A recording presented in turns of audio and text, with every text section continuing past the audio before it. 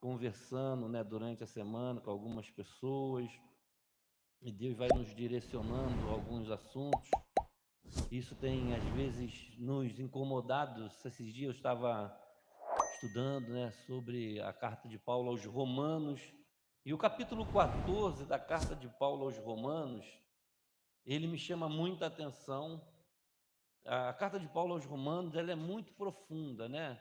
Ela tem assim, doutrinário, ela toca em assuntos muito importantes, e nesse capítulo 14 eu quero ler com você, se você puder se colocar de pé, só para a gente ler esse verso e orar pela minha vida, pedindo ao Senhor graça, para nós falarmos sobre a sua palavra.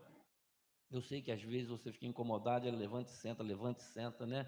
Mas eu tenho certeza que se não matar, né, vai emagrecer. Pelo menos é um exercíciozinho, né? Tem pessoa que não malha, né? Tem aquela vida sedentária, né? Pelo menos na igreja você faz um exercício, levante, senta, levante, senta, levante, senta. O pastor está ajudando, né? Os irmãos não ficar com a vida muito sedentária, né? Que Deus abençoe. Romanos capítulo 14. Aleluia. Vamos ler apenas o primeiro verso. Diz aí o texto sagrado: ora, quanto ao que está enfermo na fé, recebei-o não em contendas sobre dúvidas. Não é isso? Ora, quanto ao que está enfermo na fé, recebei-o não em contendas sobre dúvidas. Ore, por favor, no nome de Jesus. Pai, eis-me aqui. Pai querido, eu te peço mais uma vez a graça e a bondade do Senhor para com a tua igreja.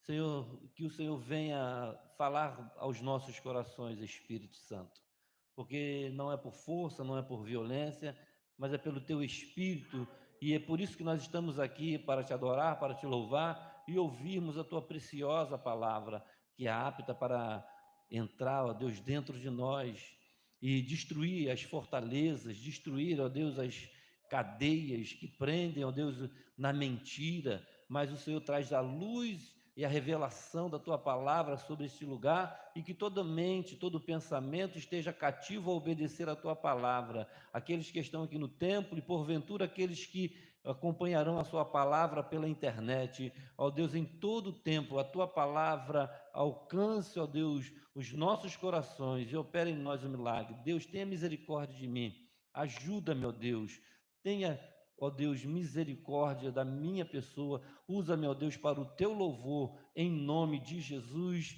Você pode dizer um amém? Pode se sentar, querido, obrigado, Deus abençoe. Quem são essas pessoas? É porque nós lemos aqui, pode colocar o texto e deixar, por favor? Quem são enfermos na fé? A fé é o que a gente precisa, porque sem fé é impossível. Um crente sem fé, como assim? É uma coisa difícil. É você fazer parte de uma coisa sem acreditar. Você às vezes entra num relacionamento sem levar muita fé, né? Alguém fala, e aí, como é que tá? Ah, sei lá, não estou com muita fé nele não, né? Estou com muita fé nela não, né? Você entra muitas vezes, você compra, você entra num negócio, e às vezes você não acredita muito naquele negócio. Porque, tipo assim, se der certo, deu. Mas eu não estou até investindo nisso, mas eu não estou acreditando muito nesse negócio, não. Mas vamos ver o que vai dar. Não é por aí? A gente muitas vezes entra num curso, entra num relacionamento, entra num negócio, sabendo dos riscos. E esses riscos, muitas vezes, roubam a nossa fé. Porque a gente fica imaginando que pode não dar certo, e muitas vezes não dá certo, por causa desse problema da fé. Quando você não acredita, você não investe. Você não acredita no negócio, você não investe naquele negócio. Você não acredita muito no relacionamento, você não investe naquele relacionamento. Você não acredita e você fica sempre com o pé atrás. E quando você não entra com verdade nas coisas, dificilmente elas vão dar certo. Em todas as áreas. Dificilmente não vai dar certo, porque tudo na vida. Eu queria pedir ajuda aqui, Joyce. Você, o Rômulo, está ficando, apagando a tela, ele não me ajuda. Como é que faz para ficar aceso direto? Tem que pedir ajuda aos universitários. Então vamos lá. É sobre isso. Você entra em qualquer negócio, querido, sem acreditar, a chance de errar, de dar errado, é muito grande. Quando você não mira em nada, qualquer lugar que você acertar, deu certo. E esse é o grande problema. Só que no reino de Deus, não pode ser assim. Quando a gente decide por Jesus, a gente tem que entrar, né, com tudo, com toda a nossa força, com todo o nosso entendimento. Nós temos que acreditar de verdade. Por isso que Paulo ele está trazendo uma série de assuntos, às vezes difíceis de tratar nessa carta, e ele chega no capítulo 14 falando de que naquela igreja em Roma tinham muitos irmãos enfermos na fé.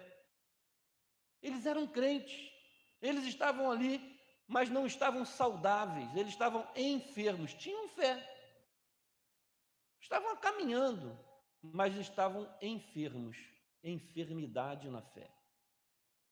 Quanto essas pessoas receberam com, sabe, cuidado, né? Quando você lê todo esse contexto, você vai ver que Paulo está preocupado porque você lida com pessoas que ainda não foram consolidadas, pessoas que estão em fase de transição. A primeira coisa, querido, são os sinais que aparecem na vida de uma pessoa enferma. Você está com alguma enfermidade? Aí é hora de fazer o quê? Exames, né?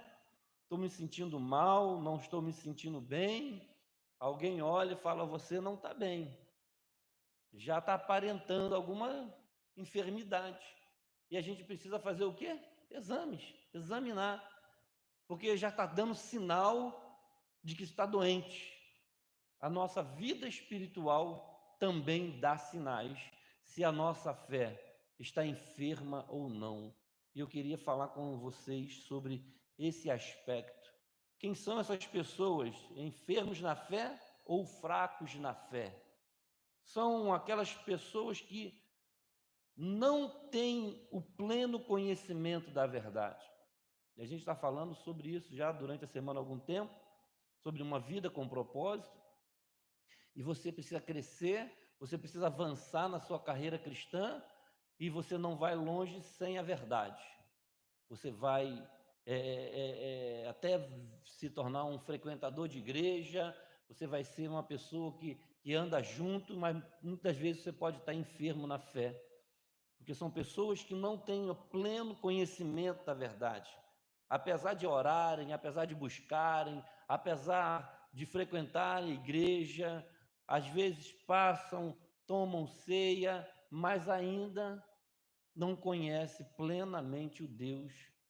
E muitas dessas pessoas são levadas por ventos de doutrina, ora ficam literalmente. Paulo fala, né, até na carta aos Coríntios, daqui a pouco nós vamos até ler, a gente sempre lê esse texto, né? Não discerne o corpo do Senhor, e por causa disso muitos dormem, né?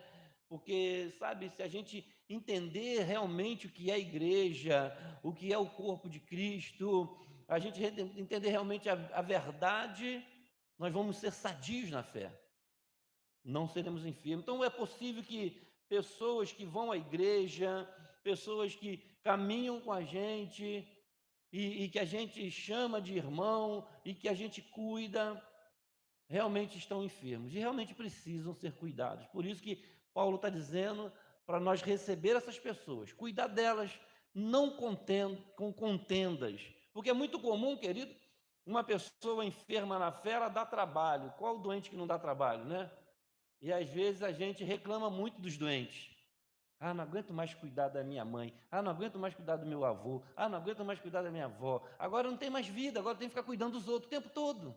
Eu não posso mais passear, eu não posso mais trabalhar, eu não posso fazer mais nada, eu tenho que ficar cuidando do enfermo, né? Quem tem um enfermo sabe como que é você lidar com uma pessoa que precisa de cuidados e você acaba vivendo para aquela pessoa. É assim, o enfermo na fé também é esse tipo de crente que gera muito trabalho para um grupo na igreja que realmente entendeu que tem que cuidar dos enfermos, e isso gera debate. Alguém fala, ih, tomara que morre logo, né? Quem nunca falou, né, de uma pessoa enferma que dá tanto trabalho, né? Talvez alguém fale assim, tomara que Deus leva logo, né, para liberar aquele irmão, né? Trabalha tanto, precisa. Tem pessoas assim na igreja que trata outras pessoas enfermas na fé como alguém que está dando tanto trabalho que era bom que fosse embora. Talvez a gente já teve esse comportamento de falar, pelo amor de Deus, tomara que Deus leve essa pessoa logo para outra igreja, porque está enferma. Vamos ser honestos. Quem é que gosta de cuidar de gente? Paulo está dizendo que a gente tem que cuidar. Se tem alguém doente, chama quem? Os presbíteros. O que significa a palavra presbítero? Mais velho. Presbítero significa mais velho. Paulo diz assim, olha, Tiago, né? Se tem alguém doente, chama os mais velhos. Quanto tempo de crente você tem? Agora você está doente, você está saudável, você é um enfermo na fé. Então, querido, como nós já sabemos que existe pessoas doentes na igreja, eu queria falar um pouco sobre os sinais. Quais são os sinais que esses crentes enfermos na fé apresentam? O primeiro, querido, é a dúvida. A dúvida é um sinal, querido, que fica muito claro, muito evidente, e se você tem dúvida acerca do reino, porque eu comecei falando sobre relacionamento, né? Relacionamento conjugal, relacionamento comercial, relações humanas, e às vezes a gente está numa relação, mas a dúvida não deixa a gente avançar naquela relação, tanto econômica como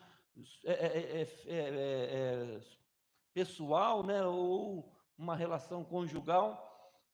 A dúvida. Vamos ler Romanos capítulo 14, verso 23. Pode colocar. Aí mesmo no capítulo 14, verso 23. O apóstolo Paulo diz assim, olha, ora, mas aquele que tem dúvidas, se come, está condenado, porque não come por fé. E tudo que não é da fé é o quê? Pecado. A dúvida é um sinal de que tem pecado no meio do negócio. É um sinal muito claro, muito evidente. Se você está na igreja e tem muitas dúvidas, é possível que você esteja fazendo algumas coisas erradas. Porque você ainda não consegue andar, porque você está sempre como quem está tateando no escuro. Né? É uma experiência terrível você fechar os olhos e sair andando pela rua. Diz a Bíblia que um cego guiando o outro, o que acontece? Cai os dois no mesmo buraco, porque está todo mundo cego. A dúvida, ela traz essa ideia de que você não tem certeza se você está fazendo a coisa certa. Então você crê, mas duvida também. É possível que exista crentes na igreja que creem em Deus, que creem em Jesus, mas ainda tem dúvida acerca da divindade de Cristo, acerca da igreja, acerca do corpo de Cristo, acerca dos relacionamentos humanos, acerca do serviço. E a dúvida te impede a tomar decisões importantes, como se batizar, como participar da ceia do Senhor, como servir, como cuidar de outras pessoas que precisam de ser cuidada, porque você ainda não pode fazer o que você realmente ainda não tem certeza se acredita. Vocês estão comigo, estão entendendo, querido? É possível que tem gente aqui nessa noite, e eu tenho certeza que se Deus está falando é porque Ele nos direcionou para isso, que vão à igreja, mas existe uma dúvida no coração. Será que eu fico firme mesmo? Jesus vai voltar, mas será que Jesus vai voltar mesmo? Será? Tem sempre uma dúvida que não te permite avançar. Isso é um sinal, querido, que a sua fé está enferma. Porque a sua fé, ela ainda tem muitas dúvidas. Aqui o apóstolo Paulo, ele está falando praticamente, a parte A do versículo diz que se come, né? Aquele que tem dúvida, se come, está condenado. Pastor, como assim? Não, porque ali ele está tratando, né, a carta de Paulo aos Romanos, ele está tratando muito sobre essa questão dos judeus.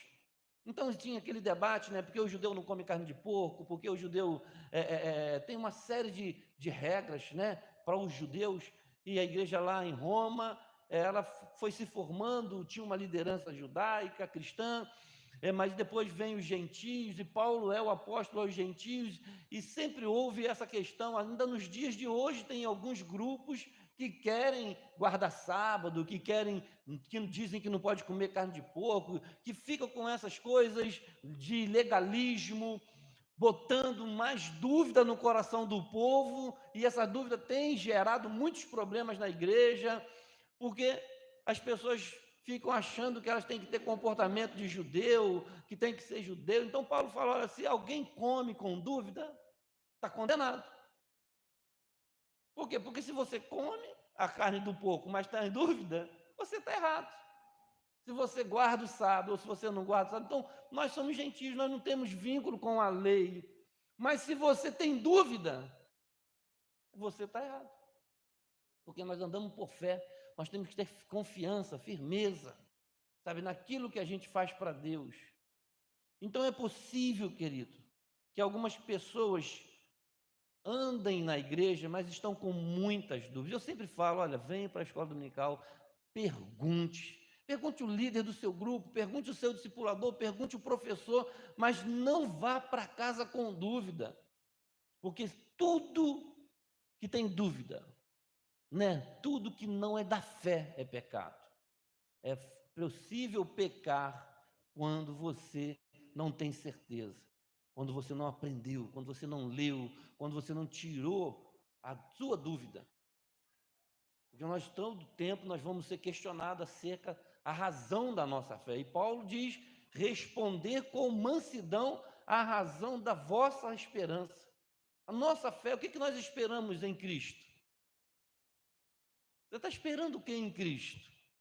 Eu espero uma cura, eu espero um emprego, eu espero um casamento, eu espero, sabe, algo. Essa é a sua esperança?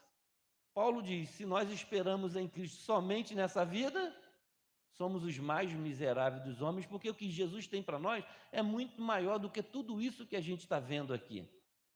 A glória que nos está proposta é maior do que qualquer tipo de nível de aflição.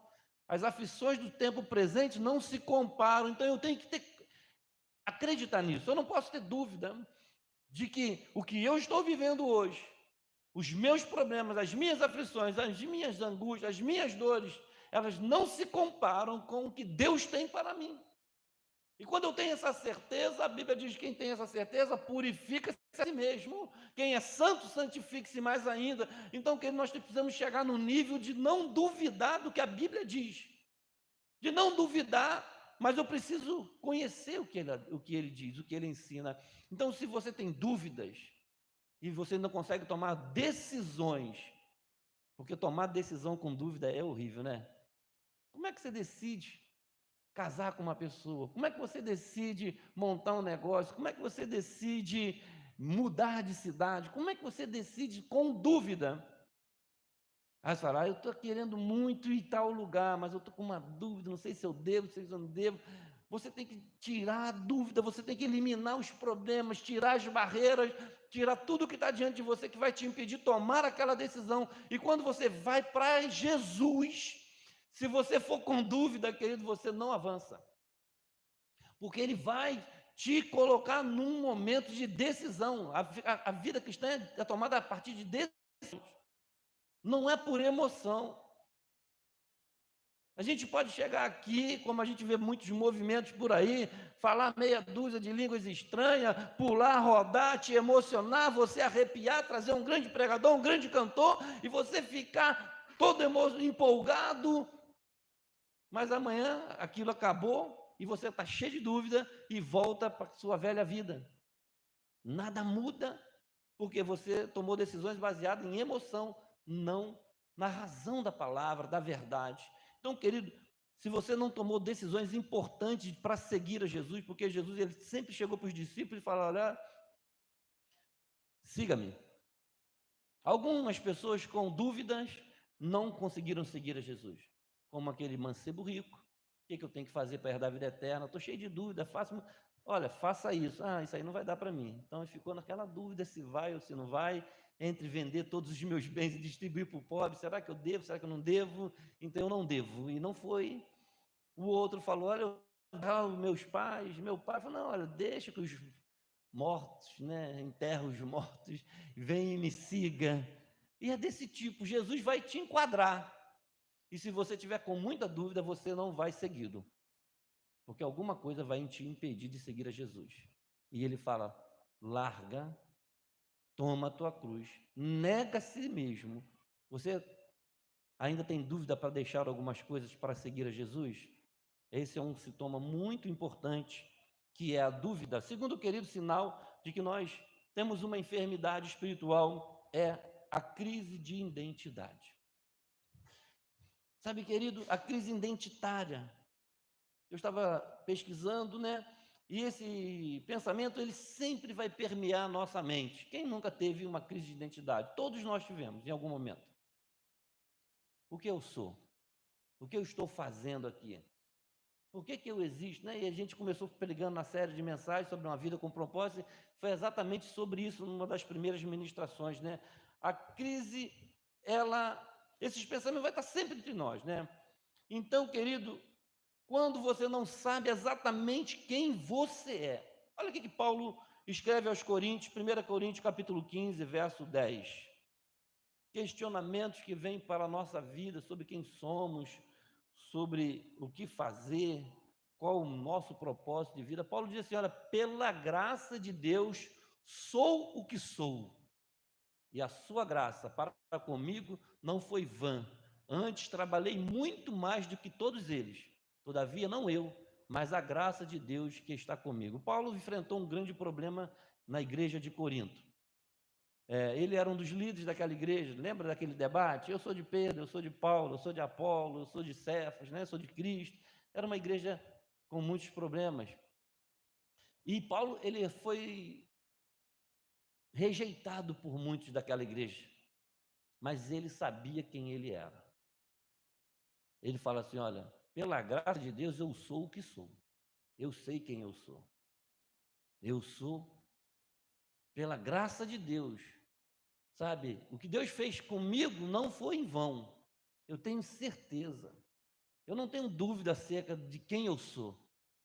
Eu trabalhei muito, muito mais do que todos eles, aqueles lá que eles falavam, Apolo, Pedro, ali em Corinto, Paulo entregou a vida dele, trabalhando por aquela igreja, e agora eles estavam rejeitando, questionando o apostolado dele, mas ele não, ele sabia quem ele era. Ele falou: em Cristo eu sei quem eu sou o que sou, pela graça de Deus. Sabe, querido, Paulo, ele não tinha essa crise de identidade, ele era uma pessoa estudada, treinada, sabe, quando ele estava lá no judaísmo, né, rejeitava a fé cristã, perseguidor, ele tinha certeza daquele homem lá, daquele velho Paulo. Mas quando ele tem um encontro com Cristo, aí as coisas mudam. E ele não teve crise, sabe, embora ele tenha tido um tempo, né, que segundo os estudiosos, ele vai passar lá para a região das Arábias, há cerca de 3 anos e meio lá, tendo várias revelações de Deus, estudando, questionando. Eu imagino que todas as dúvidas do apóstolo Paulo ficaram lá. até que Barnabé vai lá buscar ele para liderar a igreja na Antioquia. Quando Deus começa a fazer um movimento revolucionário entre os gentios, Deus toca Barnabé e fala, vai atrás de Paulo. E Barnabé foi atrás de Paulo, porque a própria igreja de Jerusalém tinha rejeitado ele, porque ele estava muito empolgado. Mas isso é outro assunto. Mas ali, querido, eu imagino que naquele período que Paulo fica recluso, sabe? Se preparando, estudando, orando, para tirar todas as dúvidas. Então ele chega agora num nível em que ele diz, eu sou o que sou. Eu não posso ter essa crise de identidade. A crise de identidade, querido, esse pensamento, olha só, permeia quase todos nós. É quando nós estamos com dificuldade para definir quem nós somos. Se não tivéssemos dúvida para restabelecer a nossa identidade em primeiro lugar, sendo assim, eles são esperados e não devem ser reprimidos. Essas dúvidas é comum a todos nós. Você aceita Jesus, você fica com um monte de dúvida. Agora a minha vida vai mudar. E agora? Não vou poder mais fazer isso.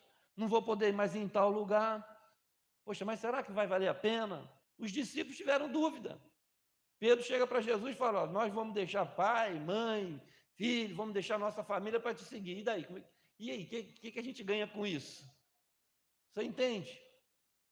É normal você ter um período de refletir se você realmente é aquilo que a Bíblia diz que você é, de acreditar nessa nova identidade. O apóstolo Paulo diz assim, olha, de agora em diante, então existe um velho homem e existe uma nova criatura. Agora, eu preciso acreditar nessa minha nova identidade de cidadão do céu. Você fala assim, eu sou cidadão do céu, a sua nova identidade. Agora em Cristo eu sou uma nova criatura, as coisas velhas se foram, tudo se fez novo. Eu sepultei lá nas águas. Paulo diz, olha, nós sepultamos com Cristo no batismo e ressuscitamos com Ele. Então agora eu nasci, sou uma outra pessoa. Ponto, final. Eu tenho uma nova identidade. Mas se a crise de identidade se instalar, meu irmão, vai ser um problema sério. A nossa fé vai ficar enferma. Porque a crise de identidade, ela se instala quando, segundo os psicólogos, esse questionamento passam a ser frequentes e interferem na autoestima. Quando você fica frequentemente pensando acerca de quem você é, depois que eu tomei a decisão de ser crente, mas será que é isso mesmo que eu quero? Será que esse negócio de Bíblia é verdade? Será que eu tenho que mudar tanto assim? E você começa a ter essa crise de identidade. Isso, se você permitir, querido, se você está vivendo esse conflito, é sinal de que a sua fé está enferma. E aí você precisa saber quem realmente você é em Cristo. Porque senão você nunca vai avançar na carreira cristã, por causa da sua identidade. No entanto, nem sempre essas pessoas acabam fazendo a coisa certa. Sabe por quê? Porque elas vão ficar testando, provando. Já viu? As pessoas que ficam tentando erros e acertos, por tentativa e erro. Quando você não sabe quem você é em Cristo, você não para. Eu quero dizer isso, sabe? A crise ela vem e você frequentemente começa a sentir vontade. Você não fica à vontade, eu quero dizer. Então você começa a ficar muito incomodado com tudo. A pessoa que está vivendo uma crise de identidade, ela não tem confiança nela mesma. Porque ela fica assim, sabe? Eu não sei se eu devo fazer, se eu não devo fazer, se isso vai ser bom, se isso vai ser ruim. O que vão pensar de mim? Veja que Paulo, ele fala, eu sei que sou, eu sou o que sou. Não importa o que dizem quem eu sou. Jesus fala para os discípulos, que dizem que eu sou. Não é porque ele estava com dúvida acerca da identidade dele, não. Ele queria saber se os discípulos sabiam quem ele era, porque ele sabia muito bem que ele era filho de Deus e qual era a missão que ele tinha. Então ele pergunta para os discípulos, o que dizem os homens que eu sou?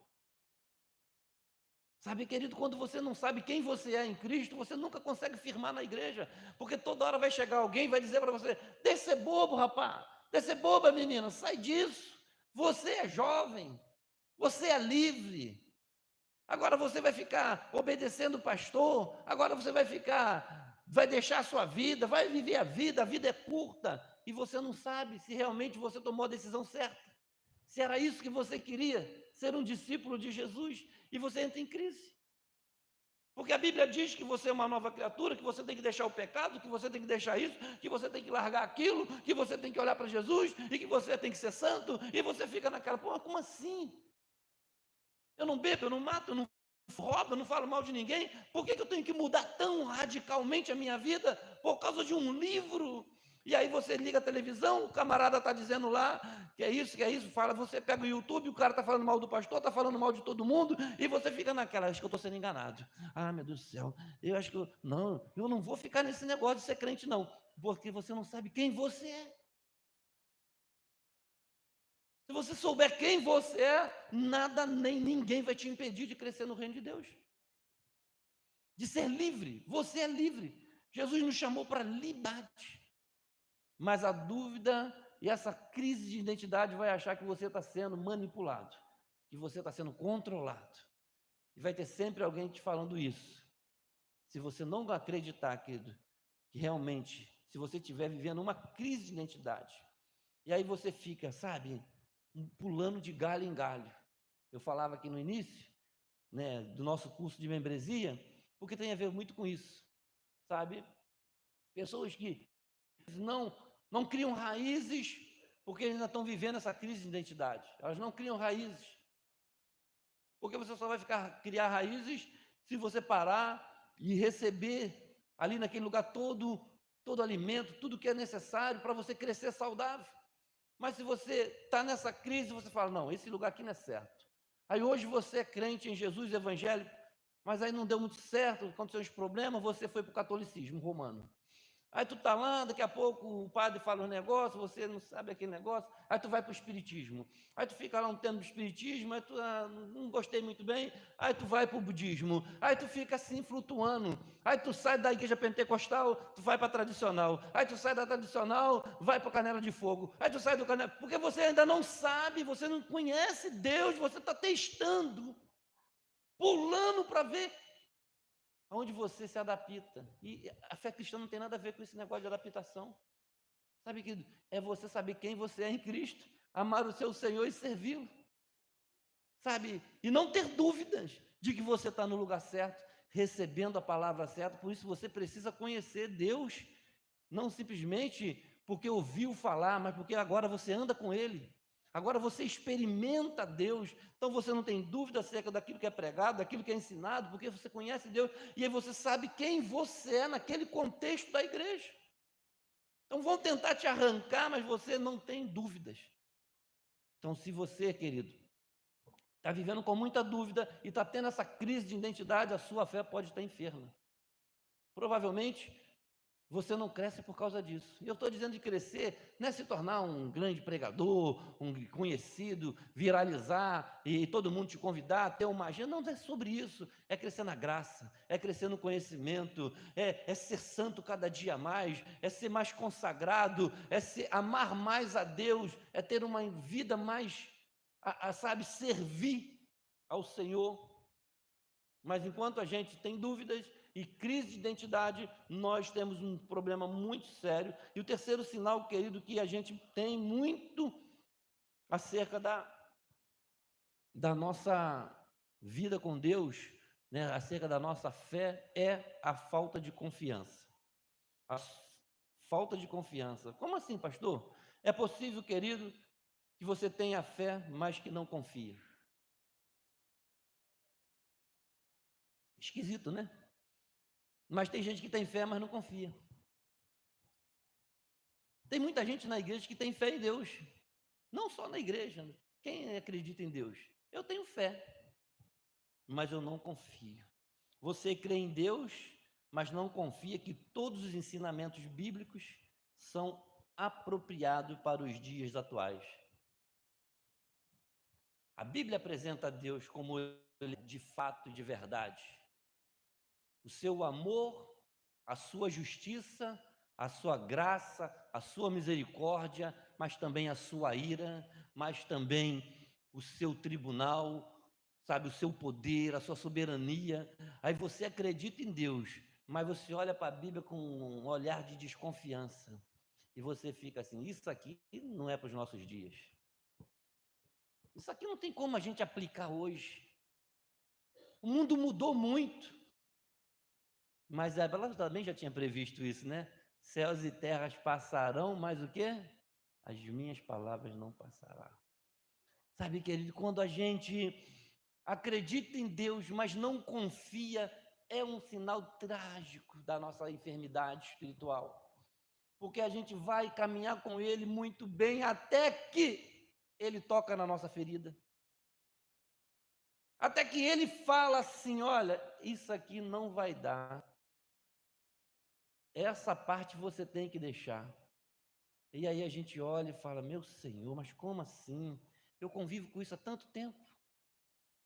Os pastores, tudo deixa. Lá na igreja não fulana tem, eu conheço um irmão que faz, aquele é meu vizinho, é tão abençoado, e ele está exatamente a mesma condição que a minha. E aí você vai se enganando, porque você acredita em Deus, mas você acha que a Bíblia, ela está um pouco fora de moda. Confiar em Deus e não confiar na sua palavra, ou confiar parcialmente, sabe? Você crê que Deus, que a obra é de Deus, mas você não respeita todos os preceitos que a palavra diz acerca da sua obra, do seu reino. Você diz que vai servir a Deus, mas você só quer fazer o que você quer, da forma que você quer, não do jeito dele. Você diz, querido, muitas vezes que crê de verdade, mas quando ele fala assim, olha, entrega a sua vida nas minhas mãos, e a gente fica cheio de reservas. Não, isso aqui não. Isso aqui eu não estou pronto para entregar para Deus. Sabe, querido, é problema na fé. É problema de confiar realmente, sabe? E aí não tem jeito, sabe? Quem vive num relacionamento sabe o que é isso. Você ama a pessoa, mas a pessoa fala assim, me entrega seu celular para dar uma olhada. Eu te desafio nessa noite a entregar o seu celular para o seu cônjuge. Você confia? Confia. É sobre isso, sabe? Você não tem medo. Eu confio. Está aí. Minha senha, meus dados, meu e-mail. Pode olhar. Sabe? Agora, e aquela? E você confia de não ficar futucando o celular do seu marido, da sua esposa? Tem esse também, né? Você tem que confiar. Aí você fica, dormiu. Você confia ou não confia? Fulano, você vê meu celular? Então, você sabe essas coisas? De que você confia, mas não confia? Se a nossa relação com Deus for assim, querido, quando Ele pede e você fala, poxa Deus, isso aí também já é demais, né? E aí ele fala, mas você não confia? Filho, me dá o seu coração. Sabe que esse texto é muito forte, fala assim, olha, amará o Senhor teu Deus acima de todas as coisas. Acima de tudo, de todo o seu coração, de toda a sua alma, de toda a sua força, de todo o seu entendimento. Ama Ele, sabe? E aí a gente precisa confiar, sabe? É como você mergulhar. Pedro fala assim, Senhor, eu posso ir até se é o Senhor, deixa eu ir por cima das águas. Fala, você confia? Então vem. Sabe que Deus está te convidando para andar sobre as águas, para, sabe, fazer coisas grandes, sabe, poderosas, mas se a gente não confiar nele, nós nunca vamos experimentar, porque ele vai nos desafiar. A nossa fé ela é testada. A nossa fé é levada, querido, à extremidade. Sabe quantos dos nossos irmãos morreram por causa dessa pregação? Paulo fala, olha, a palavra da cruz é loucura para aqueles que duvidam, para aqueles que não creem, para aqueles que não confiam, é loucura. Você negar a sua vida, você gostar tanto de um ser, de uma pessoa, você gostar de um objeto, você gostar de um comportamento, e Deus fala assim, não, se você me ama, se você confia em mim, não faça mais isso de hoje em diante. E aí você treme na base, porque aquilo mexe com o seu ego, mexe com sua vida, mexe com a sua estrutura, e Deus disse para você não ir adiante com aquilo. Você precisa confiar, querido. Ou você acredita nesse Deus que tem todo o poder, que tem todo o controle para descansar e confiar, ou você vai viver uma vida na igreja enferma, uma fé enferma. E por último, eu quero terminar, é a questão, o último sinal, querido, é sobre... Estou precisando comprar um óculos.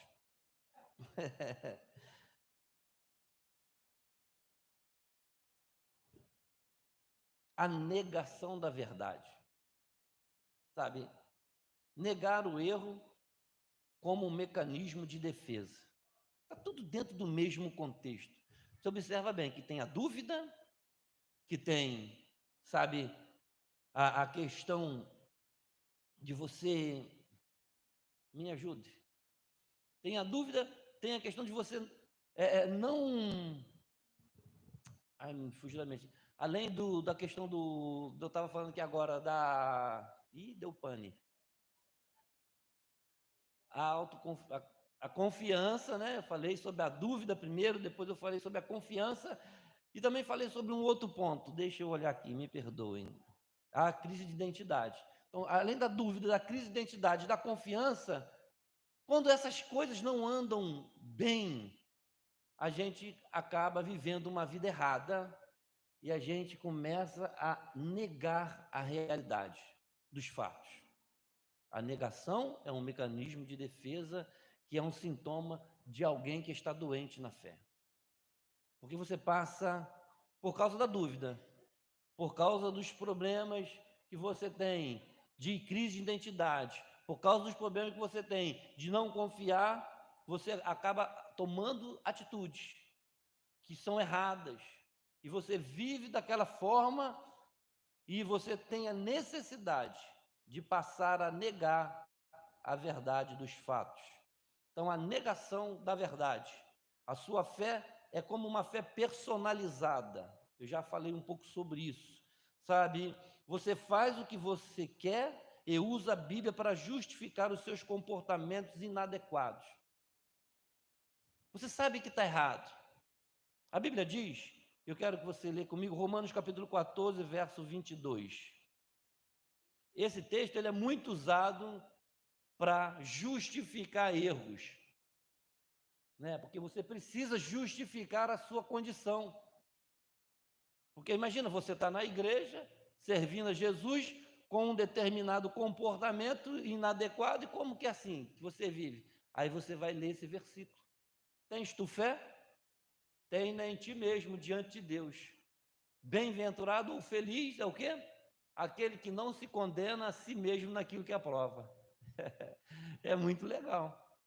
Então, me parece que qualquer coisa que eu disser que não tem problema, não tem problema.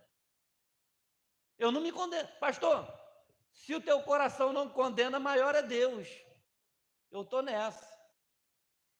Irmão, isso é errado. Não, pastor, nada a ver. Olha, meu coração está em paz. Tens tu fé? Tenha em ti mesmo diante de Deus. Olha que situação. Mas eu acredito, pastor, que é errado. Mas a Bíblia diz que é errado. E aí? Mas eu não me sinto errada. Eu não me sinto errado. Deus tem me abençoado. E a gente usa a ideia da prosperidade como sinal de aprovação, né? Muitas pessoas acreditam que Deus está aprovando a vida dela porque ela está dando certo na vida, está prosperando, está dando tudo certo, tem saúde, tem emprego, sabe, tá honrando as vidas, tá prosperando, então Deus está feliz comigo. Isso nunca foi sinal. Olha, prosperidade, as coisas andar bem, não é sinal, não é termômetro para avaliar a fé de ninguém, se a sua fé é saudável ou não. Porque Deus faz chover sobre justos e injustos. Porque Ele abençoa todo mundo. Ele não abençoa só o crente, Ele abençoa o ímpio também. E Ele não mata só o ímpio, Ele mata o crente também. Então, não se engane achando que porque a sua vida está dando certo, Deus está aprovando, está batendo palma para você. É possível que a gente esteja vivendo de forma errada, negando a verdade dos fatos e tentando se justificar pela nossa paz interior. Por isso que a Bíblia diz que o coração é enganoso. A gente pode estar vivendo de forma inadequada. Então, sabe, querido, mas Romanos, ele fala sobre isso. Há quem viva no pecado e não se condena, pois dizem que tem fé para viver assim. Acham textos na Bíblia para justificar os seus erros. Então, João capítulo 14, verso 26. Mas o Espírito Santo, ele está em nós. Sabe, a nossa consciência é algo fantástico. A consciência é a parte do humano, do ser humano que está ligado ao espírito, porque nós somos corpo, alma e espírito. O espírito é a parte da consciência, e a consciência ela nos acusa. A gente sabe que está fazendo coisa errada, mas aquele Consolador, o Espírito Santo que o Pai enviará em meu nome, esse fará o quê? Vos ensinará todas as coisas e vos fará lembrar de tudo quanto eu tenho vos dito. Então Jesus falou muita coisa, ensinou os seus discípulos, e possivelmente eles foram esquecendo e vivendo a vida. De repente o Espírito Santo trazia na consciência dele: não, isso aqui a gente não pode fazer, isso aqui o nosso Senhor falou. Então, sabe, querido, aquela voz que você ouve lá, porque a gente tem, né, o diabinho e o anjinho. O diabinho que fica, nada a ver, nada a ver, nada a ver. E o anjinho é o Espírito Santo que fala: olha, você é servo do Senhor. Sai dessa. Não entra que vai dar ruim. Né, Antônio? Se não tem as manhas, não entra não. Sabe, querido, se você nunca ouvir o Espírito Santo, o diabo vai falar na tua cabeça e vai dizer que não tem nada a ver, que está todo mundo fazendo, que agora pode, que foi liberado, mas a palavra de Deus não muda. Aí não adianta você tentar se justificar por uma coisa que não tem justificativa. Essa cauterização que entra em nós, ela é muito perigosa. É muito perigoso quando você se acostuma a viver uma vida errada e passa a se justificar com aquela vida, dando sempre uma desculpa para nunca mudar, porque você sabe que aquilo ali vai te custar, vai nos custar. Então a gente começa a viver como se nada tivesse acontecendo. É possível que viva pessoas na igreja uma vida inteira no pecado, se justificando. Mas isso não vai acontecer, queridos. Sabe, essas coisas precisam ser mudadas. É impossível, querido, que aqueles que uma vez foram iluminados, olha a carta aos Hebreus, capítulo 6, os versos 4 a 6, eu quero te convidar para ficar de pé para a gente tomar a ceia do Senhor e terminarmos. Hebreus capítulo 6, verso 4 e 6. Porque é impossível que os que já foram iluminados e provaram o dom celestial e se tornaram participantes do Espírito Santo e provaram a boa palavra de Deus e os poderes do século futuro e recaíram, sejam outra vez renovados para o arrependimento, pois assim, quanto a eles, de novo crucificam o Filho de Deus e expõem ao vitupério. Esse é o perigo de uma pessoa que provou a palavra de Deus, que provou o Espírito Santo, porque não é por força, não é por violência. Eu posso ficar aqui 2 horas, 3 horas, fazer o seminário de santidade, mas eu não vou convencer ninguém. A Bíblia diz que o Espírito Santo vos convencerá. Sabe, você um dia ouviu a voz do Espírito, você decidiu seguir Jesus, você se batizou, você entrou, você entregou, mas aí permitiu uma voz do diabo, e aquilo ali te fez pecar. Normal, querido, se alguém disser que não tem pecado, é mentiroso. Vamos tacar pedra, ninguém aqui pode tacar pedra em ninguém, todo mundo tem um telhado de vidro. A partir de mim, todos pecaram, foram destituídos, mas a gente foi iluminado pelo Espírito Santo, ele nos mostrou a verdade, ele nos mostrou o caminho. Eu não posso negar isso só porque eu acho que deve ser do meu jeito e não do jeito de Deus. Se eu ficar insistindo no erro, eu estou colocando o nosso Cristo a vitupério. Me parece que foi em vão que ele morreu na cruz, porque eu não concordo com o que ele está dizendo. É sobre isso que o apóstolo está dizendo. Então, se eu insisto no pecado, se eu insisto naquele erro, viver daquela maneira, é quase que impossível receber perdão, porque não há perdão sem arrependimento. Como que você vai ser perdoado se você não se arrepende daquele erro? Arrependei no Evangelho para que sejam cancelados os vossos pecados. E nós estamos aqui diante da ceia do Senhor, e eu quero já falar sobre isso. Se você agora reconhece que a sua fé está enferma, e não tem sido um cristão verdadeiro, queridos, se arrependa diante de Deus e diante da igreja. Porque a Bíblia diz, né, quem confessa e deixa, alcança a misericórdia. E a gente pode passar uma vida toda na igreja e não se arrepender dos nossos pecados. Viver enfermo. E vai chegar um dia que isso não vai adiantar. Qual é o nosso alvo? O nosso alvo não é vir aqui passear final de semana, o nosso alvo é o céu. Nosso alvo é a eternidade com o Senhor. Então eu preciso levar isso muito a sério. Quanto aos que estão enfermos, nós amamos. Nós estamos aqui para dizer, vamos ser curados. Deus quer restaurar o amor, a comunhão, mas você precisa decidir isso.